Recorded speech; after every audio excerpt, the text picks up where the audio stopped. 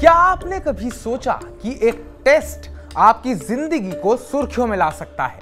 New York शहर के mayor पद के उम्मीदवार ज़ोहरान ममदानी के साथ कुछ ऐसा ही हुआ। उनके पुराने सेट स्कोर ने सोशल मीडिया से लेकर अखबारों तक हंगामा मचा दिया। लेकिन रुकिए, ये सेट है क्या और ये इतना जरूरी क्यों है कि लोग इसके पीछे पड़ गए? आइए इस कहानी को खोलते हैं जिसमें ड्रामा और ढेर सारा ट्विस्ट है। नमस्कार, मैं उत्कर्ष प्रताप सिंह और आप देख रहे हैं टीवी 9 भारतवर्ष।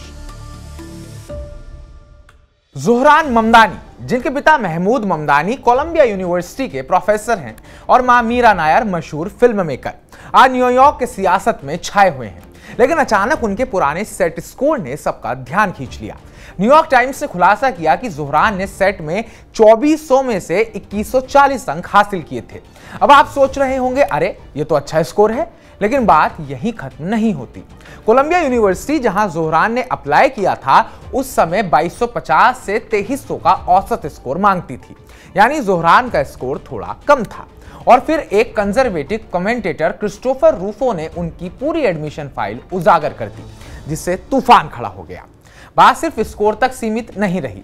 ज़ोहरान, जो युगांडा में पैदा हुए और जिनके माता पिता भारतीय और युगांडन भारतीय मूल के हैं, उन्होंने अपनी कोलंबिया एप्लीकेशन में खुद को एशियन और ब्लैक अफ्रीकन अमेरिकन दोनों के रूप में चिन्हित किया था। अब कुछ लोग जैसे न्यूयॉर्क के मेयर एरिक एडम्स इस पर सवाल उठाने लगे। उनका कहना था कि क्या ज़ोहरान ने जानबूझकर अपनी पहचान को अफ्रीकन अमेरिकन दिखाकर एडमिशन में फायदा लेने की कोशिश की?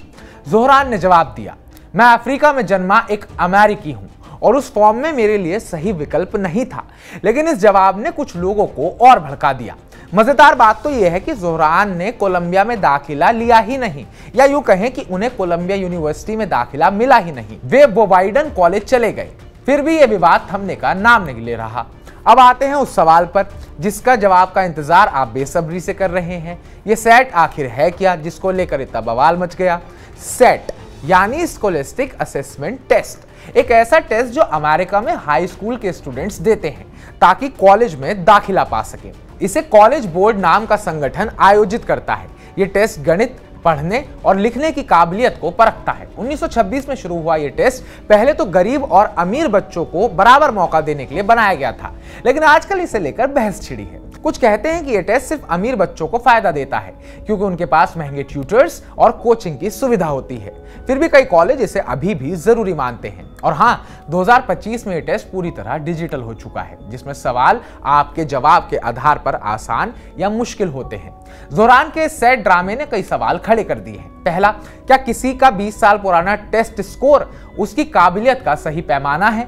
दूसरा, क्या सेट जैसे टेस्ट वाकई निष्पक्ष होते हैं? और तीसरा, ज़ोहरान की पहचान को लेकर उठा विवाद क्या सिर्फ सियासी चाल है? कुछ लोग ज़ोहरान का बचाव कर रहे हैं, कहते हैं कि 2140 का स्कोर शानदार है, लगभग 94 से 56% बच्चों से बेहतर। फिर भी सोशल मीडिया पर कुछ लोग इस विवाद को बचपने की शरारत जैसा बताकर मजाक उड़ा रहे हैं। और हाँ, ज़ोहरान पर और भी हमले हुए हैं, कभी उनके चावल हाथ से खाने की आदत को लेकर, तो कभी उनके फिलिस्तीन समर्थक रुख को लेकर। लेकिन ज़ोहरान अपने प्रोग्रेसिव नीतियों जैसे किराए पर रोक और मुफ्त चाइल्ड केयर के साथ युवाओं और विविध समुदायों का दिल जीत रहे हैं। तो ये सवाल मैं अब आपसे पूछता हूं, आने वाले समय में क्या ज़ोहरान न्यूयॉर्क के मेयर बन पाएंगे या उनकी बाहरी होने की छवि उन्हें इस चुनाव में नुकसान पहुंचाएगी? कमेंट बॉक्स में कमेंट कर हमें जरूर बताइएगा। बाकी ताजा अपडेट्स पाने के लिए टीवी 9 भारतवर्ष को सब्सक्राइब कीजिएगा।